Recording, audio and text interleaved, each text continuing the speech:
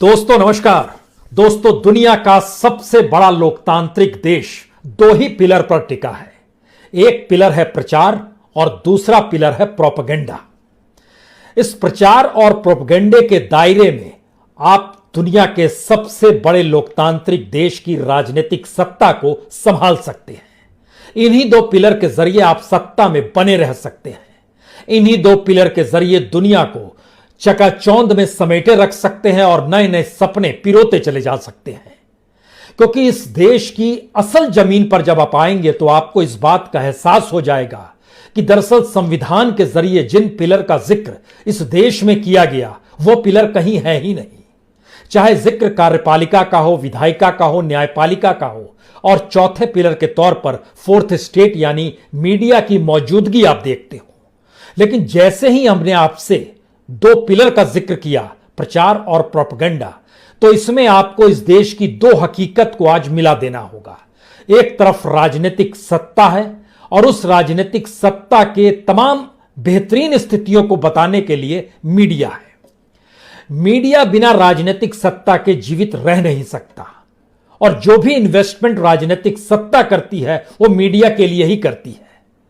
आप कहेंगे ये पहेलियां बुझाई जा रही है, तो इन पहेलियों को हम आपके लिए समाधान और सुलझाने की दृष्टि से आगे बढ़ें। दो तीन बातों को शुरुआत में समझ लीजिए। पहली बात यह है कि इस देश में एक वेंटिलेटर की कीमत है सिर्फ 3 लाख रुपए। इस देश के भीतर में एक ऑक्सीजन प्लांट जो लगाना है, तुरंत सरकार की जो डील निकल कर आई है उसमें पता चला कि 1.25 करोड़ में एक ऑक्सीजन प्लांट लग सकता है। इस देश के भीतर में जो वैक्सीन लग रही है, जिसकी कमी हो गई है और दुनिया भर में भारत की जग हसाई हो रही है, भारत के तमाम राज्य वैक्सीन के लिए लड़ाई लड़ रहे हैं। 250 रुपए कीमत एक वैक्सीन की है। अब आप कल्पना शुरू कीजिए कि जब हम वेंटिलेटर, ऑक्सीजन प्लांट और वैक्सीन तक का जिक्र करते हैं तो प्रचार और प्रोपेगेंडा में हर दिन इस देश के भीतर में जितना खर्च किया जाता है उसमें इस देश के भीतर के वेंटिलेटर, ऑक्सीजन प्लांट और वैक्सीन तीनों बड़ी तादाद में आ सकती है। कितनी बड़ी तादाद में, यह कल्पना के परे है आपके, क्योंकि प्रोपेगेंडा और प्रचार पर होने वाला खर्च इस देश के तमाम राज्यों से होते हुए इस देश के केंद्रीय सत्ता यानी प्रधानमंत्री तक पहुंचता है। और देश इस वक्त सबसे ज्यादा प्रचार और प्रोपेगेंडा में ही खोया हुआ है। किसी को आप कटघरे में खड़ा करने से पहले आप सोचेंगे किसे कटघरे से बाहर करें, तो शायद इस कटघरे में हर कोई शामिल है, लेकिन सिरमौर और उसके राजा इस देश के प्रधानमंत्री हैं। क्योंकि इतनी बड़ी तादाद में प्रचार और प्रोपेगेंडा इससे पहले कभी नहीं किया गया। और 2014 में जब मोदी सत्ता आई उसके बाद से इस देश के हर राज्यों के प्रचार और प्रोपेगेंडा की कीमत बढ़ती चली गई। वो पैसा कहां जाता था? वो पैसा जिस मीडिया के पास जाता है, जाता रहा है और आने वाले वक्त में भी जाएगा, वो सरकार को लेकर कोई सवाल क्यों खड़ा करेगा? इन सारे सवालों के अक्स में एक बात और समझ लीजिए। दुनिया भर में फोर्थ इंडस्ट्रियल रेवोल्यूशन का जिक्र हो रहा है, भारत कहीं नहीं खड़ा है। चाइना को लेकर जब यह सवाल था कि वहां पर कंपनियां छोड़ेंगी तो भारत में आएगी पनाह लेने के लिए, और भारत सरकार उस समय भी प्रोपेगेंडा और प्रचार में ही मशगूल थी कि हम शानदार काम कर रहे हैं।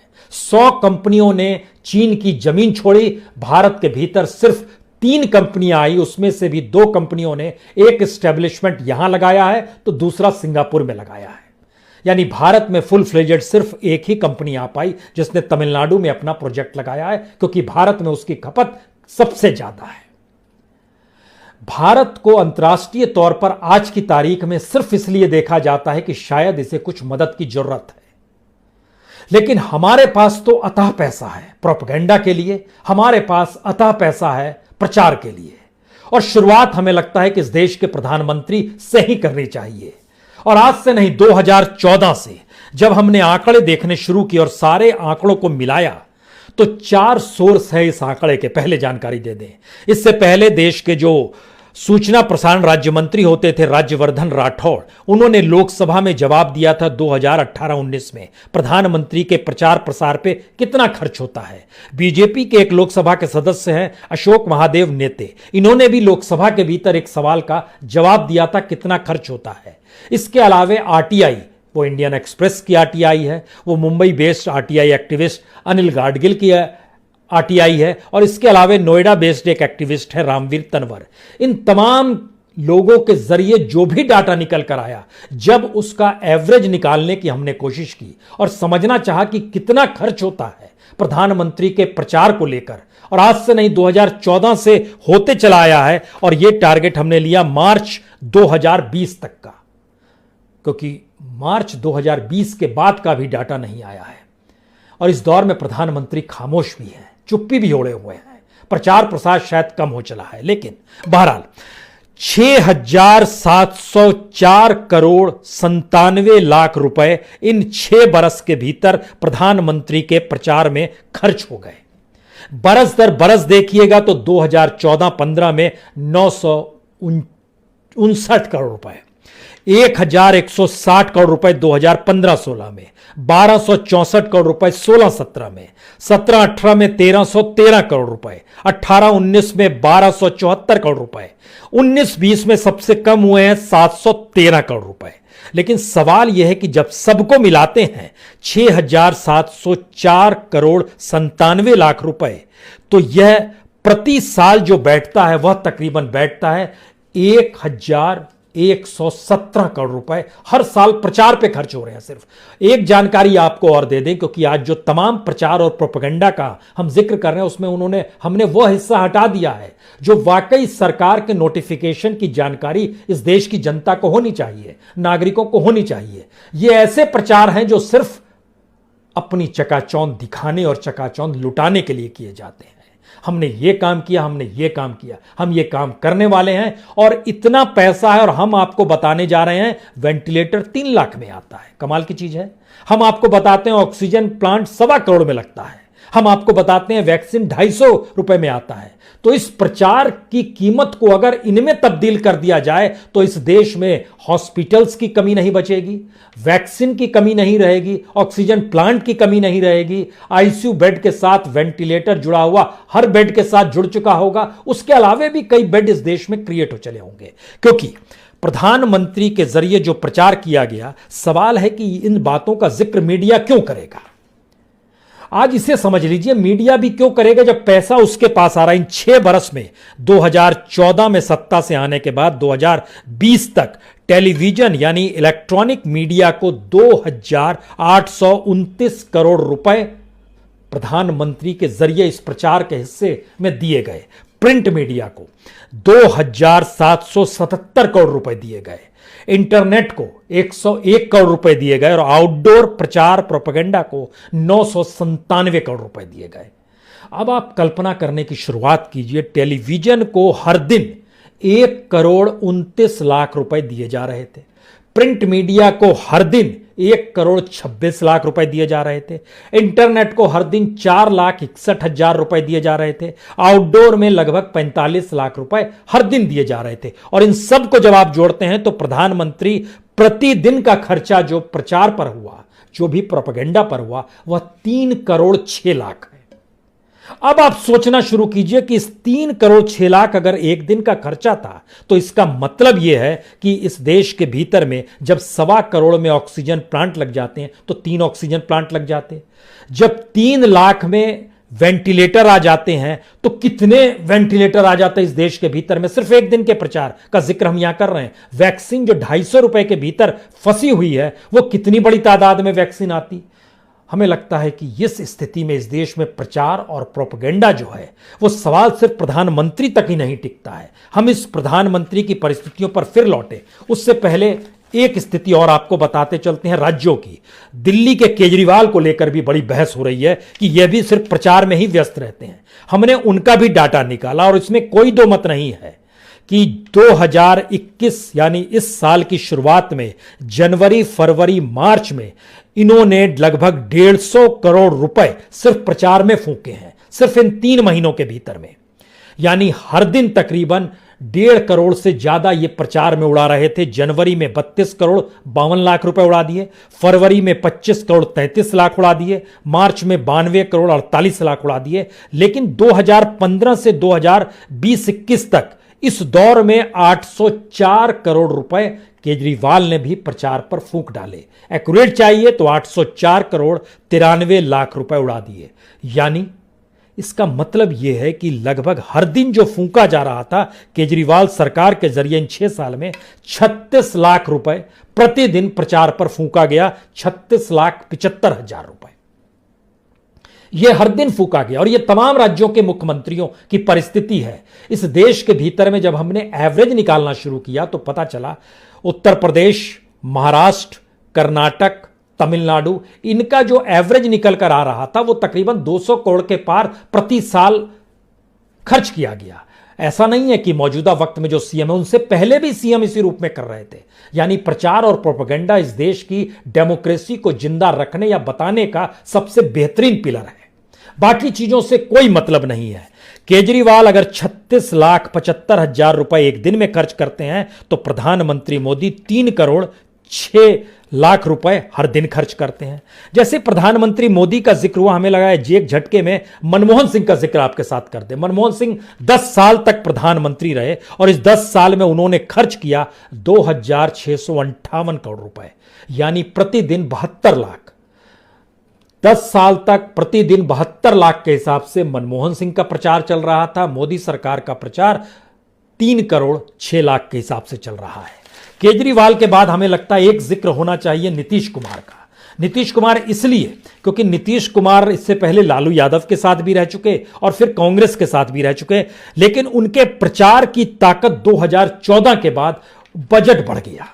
अगर आप ध्यान दीजिएगा तो लालू यादव के दौर में 2004 तक अगर देखिएगा तो कभी भी 5 करोड़ से ज्यादा बजट नहीं रखा गया जो एडवर्टाइजमेंट का बजट था, लेकिन 5 करोड़ से लेकर 15 करोड़ तक के बीच में नीतीश कुमार की शुरुआत होती है 2009 तक।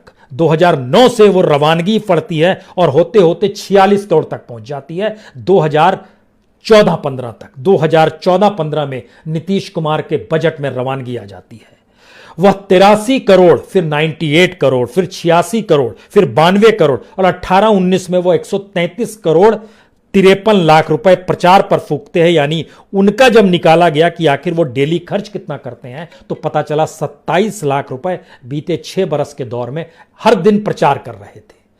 किस राज्य को आप लीजिएगा, जब ये आलम नीतीश कुमार का है तो एक आलम केजरीवाल का आपने देख लिया। उसके बाद हम आपको लिए चलते हैं बीजेपी शासित शिवराज सिंह का। यह भी बड़ा इंटरेस्टिंग है। शिवराज सिंह जो कि लगातार 3-4 बार जीत गए चुनाव, तो उन्हें क्या प्रचार की जरूरत है, लेकिन उन्हें भी प्रचार की जरूरत है। और पिछले 5 साल के भीतर में, यानी बीच में कमलनाथ की सत्ता आई, कमलनाथ की सत्ता से आने से ठीक पहले के 5 साल, उसके बाद फिर ये आ गए हैं, फिर खर्च कर रहे हैं, लेकिन उस पीरियड में भी इन्होंने 315 करोड़ रुपए फूंक डाले प्रचार में। इस प्रचार में फूंकने के दौरान बड़ी तादाद में उन्होंने पैसा टेलीविजन को दिया, बड़ी तादाद में पैसा उन्होंने प्रिंट को दिया। 400 करोड़ के लगभग अगर प्रिंट को दिया, 500 करोड़ के लगभग उन्होंने टेलीविजन को दिया। ये सारी चीज जब आप जोड़ते चले जाइएगा तो 44 लाख रुपया खर्च हर दिन का इनके प्रचार कर रहा है। और इस प्रचार के तौर तरीकों को समझिए, मीडिया क्यों सवाल नहीं करता। 2016-17 में इन्होंने एक कार्यक्रम शुरू किया था, शिवराज सिंह चौहान ने, नमामि देवी नर्मदे। अब सोचिए, नर्मदा के नाम पर पूजा पाठ की जा रही है, लेकिन उसमें भी इन्होंने जो प्रचार करना शुरू किया उसमें भी इन्होंने 33 करोड़ रुपए फूंक डाले।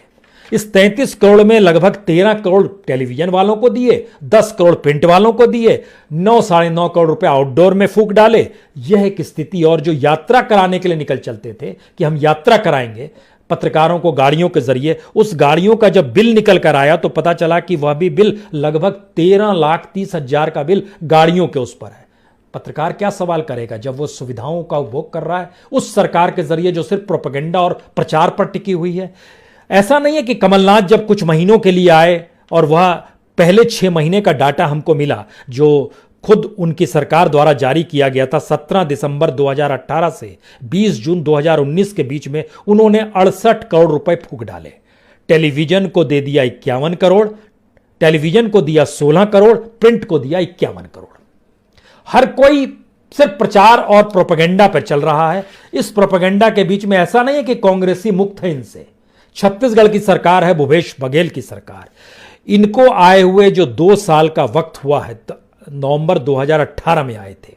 2019-20 और अब तो 21 में नवंबर में 3 साल पूरा होगा, लेकिन पहले 2 बरस में इन्होंने टेलीविजन वालों को प्रचार प्रसार में दिया 92 करोड़ 92 करोड़ 72,53,721 रुपए। 92 करोड़ टेलीविजन वालों को 2 साल में दिया है। प्रिंट वालों को दिया है 110 करोड़, प्रिंट वालों को ज्यादा दिया है 110 करोड़ 47,39,029 रुपया। यानी दोनों मिला दीजिएगा तो टेलीविजन और प्रिंट वालों को 200 करोड़ से ज्यादा इन्होंने 2 साल में दे दिया। तो इन दोनों जगहों से सवाल कौन करेगा कि बघेल साहब बताइए आपने क्या किया है किसानों को लेकर, आपने क्या किया है ट्राइबल्स को लेकर। जो भी योजना वो बताएंगे वही खबर होगी, वही उसको सवाल जवाब करने की बात नहीं होगी। और इस पिछले 13 महीनों का जिक्र जो विधानसभा में दिया गया उसमें जानकारी दी गई कि हमने लगभग 172 करोड़ रुपए उड़ाए हैं, प्रचार में किए हैं। उड़ाए शब्द छोड़ दीजिए, पिछले 13 महीनों के दौर का जिक्र आया जिसमें 65 करोड़ 80,90,000 रुपए प्रिंट को दिए, 70 करोड़ 28,41,000 लगभग टीवी को दिए। ये बघेल सरकार का है। तो हर सरकार के भीतर जब आप इस देश में झांकना शुरू कीजिएगा तो हर कोई पैसे पर ही टिका है। अति तो यह है कि उद्धव सरकार महाराष्ट्र में जब आई तो उसने जानकारी दी कि इस बार के बजट में कहा कि अजीत पवार की एक जो डिप्टी सीएम है उनकी एक सोशल मीडिया चलती है, हम उस पर 6 करोड़ रुपए खर्च करेंगे। हमारा बजट उस दिशा में चला गया। यानी वेंटिलेटर है नहीं है, बेड है नहीं है, ऑक्सीजन प्लांट लगना है नहीं है, वैक्सीन चाहिए नहीं चाहिए, लेकिन पैसा है, राज्य मजबूत है तो वह 6 करोड़ रुपए खुले तौर पर डिप्टी सीएम के सोशल मीडिया पर लगा देगा। फडणवीस का भी 1 साल पूरा हुआ था जिस वक्त शुरुआत में उन्होंने 40 करोड़ रुपए फूके थे सिर्फ प्रचार प्रसार में। 2015 का हम जिक्र आपसे कर रहे हैं। और इन सब बातों का जब आपसे जिक्र किया जाता है तो एक दूसरा सवाल आता है। अब आप सोचिए, कोई डाटा तो निकल कर नहीं आया, लेकिन उत्तर प्रदेश सरकार ने कमाल का काम किया। जो दिसंबर, जनवरी, फरवरी, मार्च, ये 4 महीने, इन 4 महीनों के भीतर में टेलीविजन पर आप अक्सर देखते होंगे यूपी के सीएम योगी का प्रचार चलता है। उसका जो डाटा निकल कर आया, जो टाइम के जरिए निकल कर आया, वो चौंकाने वाला है।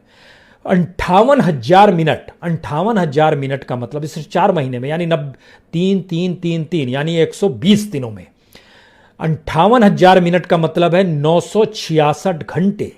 966 घंटे का मतलब है 40 दिन। 120 दिन में से 40 दिन ऐड चल रहा है, यानी 1/3 सैकड़ों चैनल को मिलाकर निकाला गया 40 दिन का ऐड। लेकिन फिर भी सोचिए, हर दिन सारे चैनलों को मिला दीजिएगा तो 8 घंटे का विज्ञापन टेलीविजन पर यूपी सरकार का चल रहा है। पैसे की कमी कहां पर है? पैसे की कमी वेंटिलेटर के लिए नहीं है। और अब तो शमशान घाट छोटे पड़ रहे हैं, शव गंगा में रेंगते और तैरते नजर आ रहे हैं, लेकिन किसी का कोई ध्यान उस दिशा में नहीं है।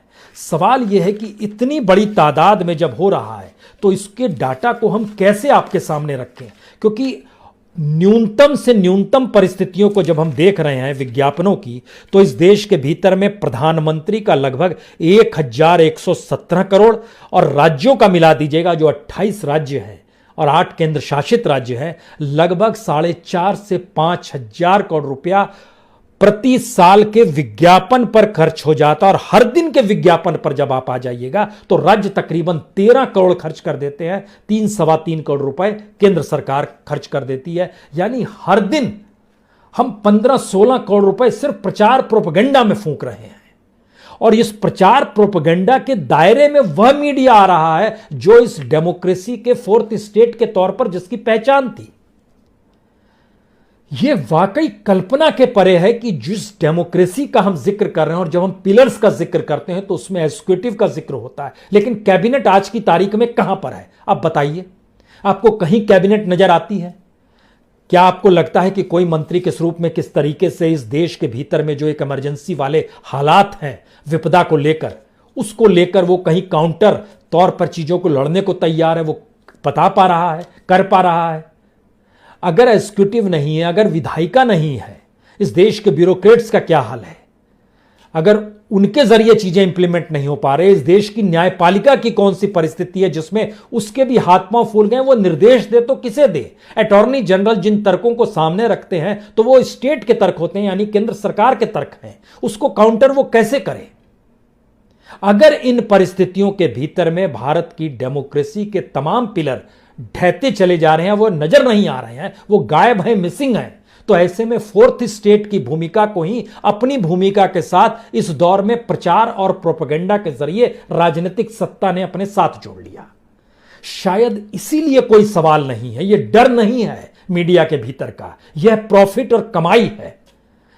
डर का जिक्र होता तो फिर एक अलग लड़ाई शुरू हो जाती इस देश के भीतर में, लेकिन डर नहीं है। सबसे बड़ी मुसीबत यह है कि पहली बार इस देश के भीतर में कभी कभी लगता है शायद सुप्रीम कोर्ट बोल दे, शायद किसी अखबार का संपादक जागृत हो जाए, उसमें कोई नैतिक बल आ जाए, लेकिन फिर वही गुलामी की आदत प्रॉफिट के जरिए हो गई है, इस मार्केट इकोनॉमी के जरिए हो गई है। जबकि भारत की मौजूदा स्थिति दुनिया के मानचित्र पर ऐसी है जहां पर अनएम्प्लॉयड यूथ आने वाले वक्त में कैसे इस देश को समझ पाएगा, समझा पाएगा, देश आगे बढ़ पाएगा, किसी के पास कोई विजन नहीं है, किसी के पास कोई रोड मैप नहीं है कि अब भारत की जो आर्थिक परिस्थिति हो गई है उसमें दुनिया के किसी भी हिस्से में किसी भी देश के नेता की बात कीजिए या लोगों की बात कीजिए या एनआरआईज की बात कीजिए, हर कोई कह रहा है बताइए आपको क्या मदद दे दे। भारत की यह भिखारी वाली स्थिति तो कभी नहीं थी। और भारत अपने तौर पर जिस प्रोपेगेंडा को जीता और यहां के पार्लियामेंट्रीज जिस रईसी में रहते हैं और चुनाव के वक्त जितना वो खर्च करते हैं, दुनिया के किसी भी देश में, इवन अमेरिका में भी इतना खर्च नहीं होता है जितना भारत के चुनाव लड़ने के दौरान खर्च किया जाता है। 5,500 करोड़ रुपए उत्तर प्रदेश के इलेक्शन में खर्च हो जाते हैं, उसके लगभग 2 गुना ज्यादा बंगाल के इलेक्शन में खर्च हो जाता है, बिहार में लगभग 10,000 करोड़ रुपए कहते हैं फूंक दिए गए। ये क्या स्थिति है, कितना पैसा है, और ये सारी चीजें सिर्फ प्रचार और प्रोपेगेंडा पर चल रही है। और शायद इसीलिए पहली बार एक ऐसे संकट से भारत जूझ रहा है जहां पर आने वाले वक्त में सामाजिक और आर्थिक तौर पर वो कैसी परिस्थितियां होंगी, क्या वो इस देश के भीतर में एक सोशल डिस्ट्रक्शन को पैदा कर देगी, कौन सी स्थिति होगी वह। ये सारे सवाल इसलिए हैं क्योंकि हमने सिर्फ प्रचार पे ध्यान दिया है, हमने सिर्फ प्रोपेगेंडा पे ध्यान दिया है, और प्रचार और प्रोपेगेंडा के जरिए इस देश की मीडिया को अपने साथ खड़ा कर लिया है। और मीडिया का जो बजट है, जो उसका अपना बजट है, जब इस देश के भीतर में प्रोडक्शन डाउन है, इस देश के भीतर में कॉरपोरेट काम कर पाने की अब स्थिति में नहीं आ पा रहा है, इस देश के भीतर में मैन्युफैक्चरिंग यूनिट ध्वस्त हो गई है, प्रचार आप किसका करेंगे, सरकार का ही करेंगे, सरकार ही आपको पैसा देगी। तो सबसे बड़े इंस्टीट्यूशन के तौर पर आगे बढ़ता हुआ मीडिया, उसका सच यह है कि टैक्स पेयर के पैसे से इस देश में प्रचार प्रसार होता है। टैक्स पेयर के पैसे को रोटेशन में लाकर सरकार मीडिया को पालती पोसती है। टैक्स पेयर के पैसे पर यह सवाल कोई नहीं खड़ा करता है कि जब टैक्स पेयर का पैसा है तो फिर उसी जनता को फ्री में वैक्सीन क्यों नहीं मिलनी चाहिए, हॉस्पिटल्स क्यों नहीं बनने चाहिए, ऑक्सीजन सिलेंडर फ्री में क्यों नहीं मिलना चाहिए। ये सारा तो टैक्स पेयर का, सरकार तो कुछ नहीं कमाती है। इस देश के प्रधानमंत्री कहीं नौकरी करने तो नहीं जाते हैं, जनता ने उन्हें चुना है। और जो टैक्स पेयर का मतलब, यह भी मत लगाइए दिमाग में कि सिर्फ 5 से 6 करोड़ लोग टैक्स देते हैं। इनडायरेक्ट टैक्स इस देश का हर व्यक्ति देता है, चाहे वो बिस्कुट खरीदे, चाहे वो कलम खरीदे, चाहे वो पानी की बोतल खरीदे, चाहे पान का पत्ता खरीदे, हर कोई देता है इस देश के भीतर में। डायरेक्ट इनडायरेक्ट टैक्स के भीतर में सभी दायरे में आ जाते हैं, और वही पैसा सरकार के पास आता है जो लगभग 20 से 22 लाख करोड़ का है। उसी से यह देश चल रहा है और उसी से यह सरकार चलाई जा रही है, जो अपने ब्यूरोक्रेट्स को पैसा देती है। उसी का पैसा सुप्रीम कोर्ट के हिस्से में जाता है, जो सुप्रीम कोर्ट की इमारत में तमाम सुविधाएं भरपूर है, वो उसी टैक्स पेयर का पैसा है। लेकिन देश प्रोपेगेंडा में खोया है, देश प्रचार में खोया है, और उसका बजट अपरंपार है। इतना ज्यादा बजट है क्योंकि जब उसका हिस्सा निकालना शुरू कीजिएगा तो राज्यों के प्रतिदिन के प्रचार के दायरे में 10 ऑक्सीजन प्लांट हर दिन खड़े किए जा सकते हैं, 450 वेंटिलेटर हर दिन बनाए जा सकते हैं, 5 लाख वैक्सीन हर दिन लाई जा सकती है। यह हर दिन का है। प्रधानमंत्री के एक दिन के प्रचार में 2 से 3 ऑक्सीजन प्लांट लग सकते हैं, 100 वेंटिलेटर आ सकते हैं, 1.25 लाख वैक्सीन आ सकती है। तो सोचिए 1 साल के भीतर में उसको 365 से गुना कर दीजिए और सोचना शुरू कीजिए इस देश का 2 ही तो पिलर है, प्रोपेगेंडा और प्रचार। यही सच है, मान लीजिए। बहुत बहुत शुक्रिया।